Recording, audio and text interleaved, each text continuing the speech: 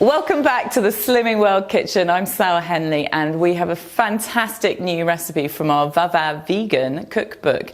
It's not that easy to say that, but it is our chili ramen bowl. And you're thinking, I've had that out at a restaurant, but how do I make it at home? Well, I'm just going to show you how to do it. It's delicious and very nourishing and satisfying. So I'm going to start with 1.5 litres of vegetable stock. So I've already got that in a large saucepan here, and I'm just keeping it on a simmer at the moment. And I'm going to add a few more ingredients to give that lovely savoury umami note. And that's all that umami means, is savoury. So for that savoury note, I'm going to add in dried mushrooms. Now, you'll see those in a packet and think they look like bark of a tree, but if you smell them, they have got the most intense flavour. There's all sorts of different mushrooms in there, but you could just use dried porcini if you wanted to. And they're perfect in risottos and things like that. So if you're thinking, well, I've got to buy a bag, but I'm not going to necessarily use all of them, all you need to do is, if you're doing it for a risotto, is to soak them in boiling water for, say, 20 minutes. And then what you do is drain the liquid off, but reserve it, and throw the rehydrated mushrooms into your risotto and add that liquid. Just be careful, there's often a bit of grit at the bottom, but don't add that in, and that will really intensify the flavour of your risotto. And that's what it does in the ramen here. So we've got chopped up wild mushrooms, 20 grams, I would say. I'm just going to break that one up as well. And then we've got 3 centimetres of root ginger, and they've just been cut up into little sticks. But if you want to put them in a food processor with some garlic, 2 cloves of garlic, and mince those up, you can do if you don't like to chop. So 2 cloves of garlic, 3 centimetres of root ginger goes in. Then we're going to bring that up to the boil, and we're going to add in another mushroom.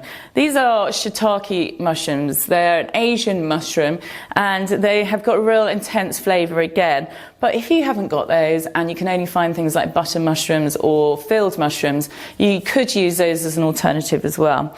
So we're going to add those in. I've just sliced them up. That's 125 grams. These ones I'm just going to break up. And that's the other thing. If you don't like chopping, you can just break them up and drop them in. They need to cook for about 3 to 4 minutes. Just give everything a good stir, like that. And that is going to be the base of your lovely ramen, and it's going to have that lovely sort of stock flavour in there with the mushrooms. So just a note on stock. I've got 1.5 litres in there, but often you would be told to put maybe 6 stock cubes in that, according to pack instructions, depending which brand you buy. I personally would not add that many. It would be way too salty. So to 1.5 litres of stock, I'd probably use 2 stock cubes. It is going to serve 4 people. So that for me is about the right amount, but just gauge it yourself. Let's bring those to the boil. Then what I'm going to do is add in pak choi. This is actually an Asian cabbage, and all you need to do to wash it is, don't worry about separating the leaves. Just get a sink full of water, clean sink, and then literally go like that and just try and open up the leaves so water goes into it, and then pull it out, and then just do that with it to get rid of the water.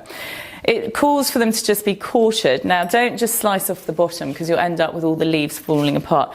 You just want to trim the base off, and then run your knife down through the middle and then into quarters, like so.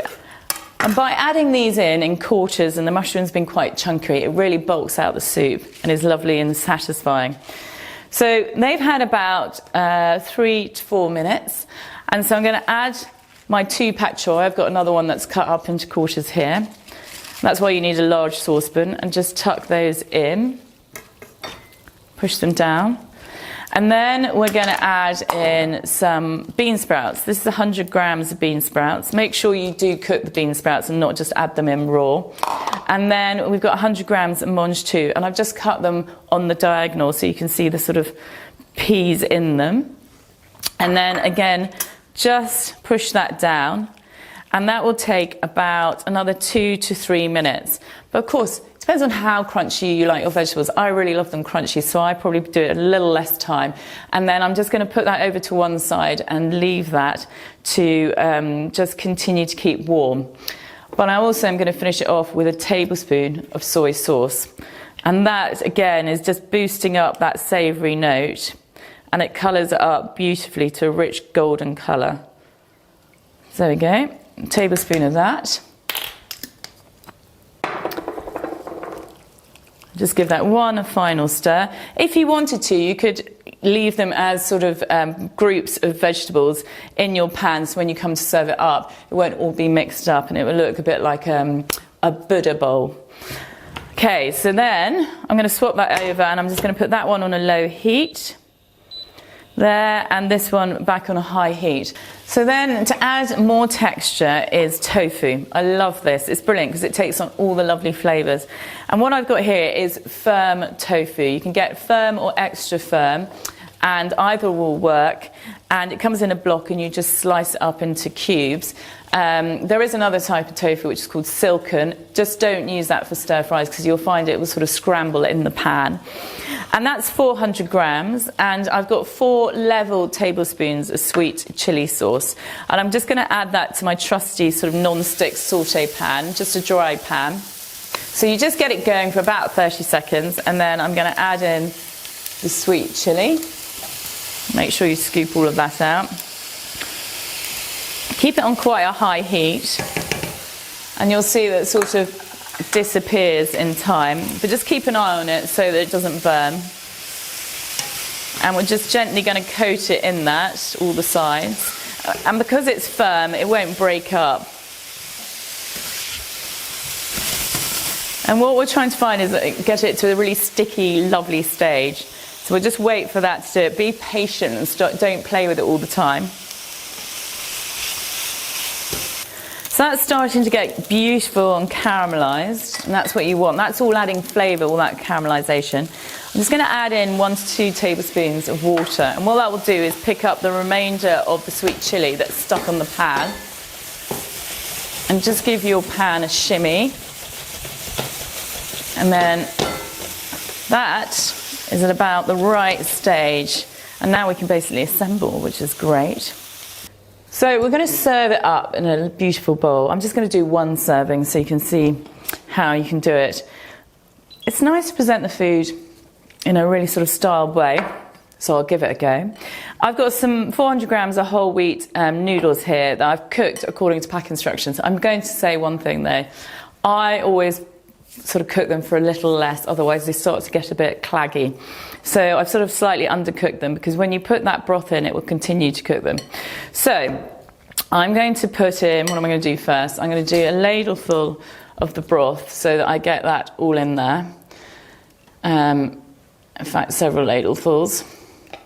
And then I'm going to try and make it look pretty. So I'm going to put probably the bigger things in first. Try not to slap it everywhere like I'm doing. And of course we've put in 2 pak choi, so that's half per person. So take the pak choi and then just sort of lay it down in the bowl. I'm just going to put 1 either side. There we go, like so.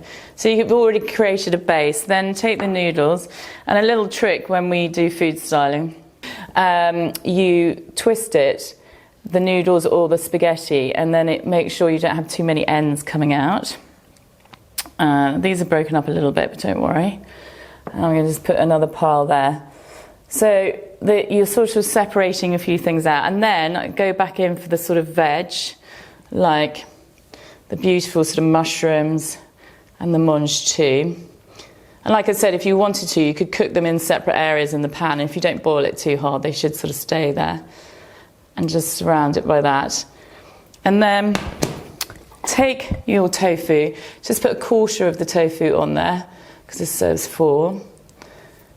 And just dot that on top. It really does make a difference if you sort of make it look pretty to the eye, as people then really want to eat it. Then I've taken 2 spring onions here, and I've just chopped them into sort of matchstick lengths and width. And then to make them curl, you just put them in water if you've got time. But if you haven't got time, put a bit of ice in there and they will curl up quicker. And again, sort of about half of a bit of spring onion. I'm just going to keep that in a bunch. And then I've got 2 level teaspoons of sesame seeds here, and I'm just going to sprinkle that over. And that's nice for a little bit of sort of nuttiness in there. And that's the thing about vegan food, is always create lots of different textures. So you've got the lovely warmth of the broth, you've got the sort of softness of the tofu, and then the crunch of the vegetables. And then a few chilies, which I'm just going to group together and put 1 or 2 over there. And then you see I've just taken a little bit of time to swirl that up, and hopefully that really looks lovely and appetizing to the eye. I hope you enjoy our chili ramen bowl.